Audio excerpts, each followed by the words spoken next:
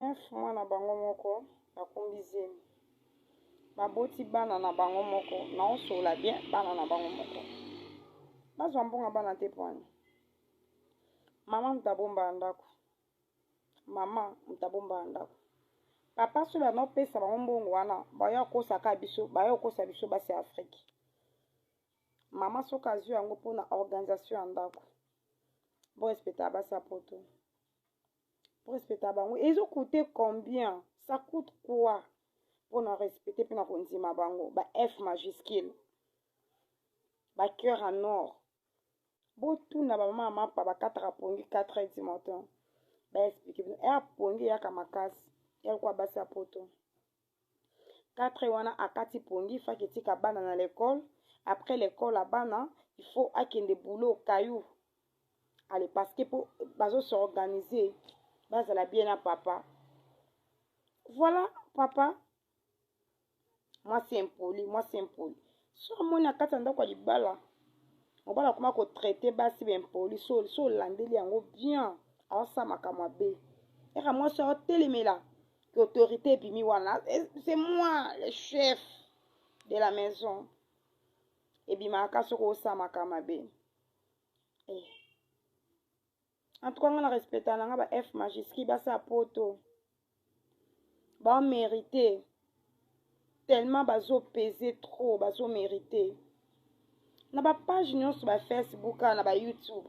bataka SOS baosenga lisungi la majorité bato bayedaka bato ezalaka basi ya poto ba cœur en or ba mama nalingaka bino nga na respectaka bino na comprenaka douleur na bino boka na posa ba foyer na bino ezala bien e bino na oloba na bino jour bokendaka poto fo botsala na motu na bino bokomi basi ya poto comme bino boza bafuaku Afrique bango baza bafuaku mputu alors bofandaka na Afrique botika bango na poto kimia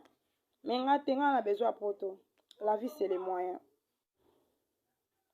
4 saisons etikala 4 saisons moi na bango moko bakumbi zemi baboti bana na bango moko naosola bien bana na bango moko bazwa mbonga bana te pwani mama mutabomba ndako mama mutabomba ndako papa so banopesa bango mbongo wana baya kosaka biso baya kosa biso basi Afrique mama soka azwi yango mpona organisation ya ndako bo respecter basi poto pour respecter bango ils ont coûté combien ça coûte quoi pour na respecter pour na kondima bango ba F majuscule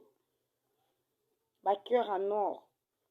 botu na ba mama mapa ba 4 pongi 4h du matin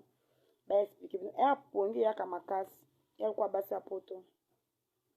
4h wana akati pongi fa ketika bana na l'école après l'école la bana il faut akende boulot caillou allez parce que pour bazo s'organiser bazala bien à papa voilà papa moi c'est impoli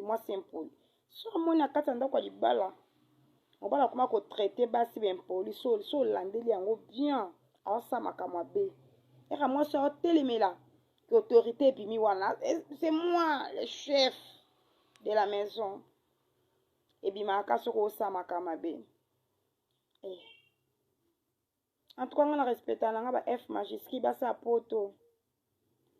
ba mérité tellement bazo peser trop bazo mérité na ba page nyonso ba Facebook na ba YouTube bataka SOS baosenga lisungi la majorité bato bayedaka bato ezalaka basi ya poto ba cœur en or ba mama nalingaka bino nga na respectaka bino na comprenaka douleur na bino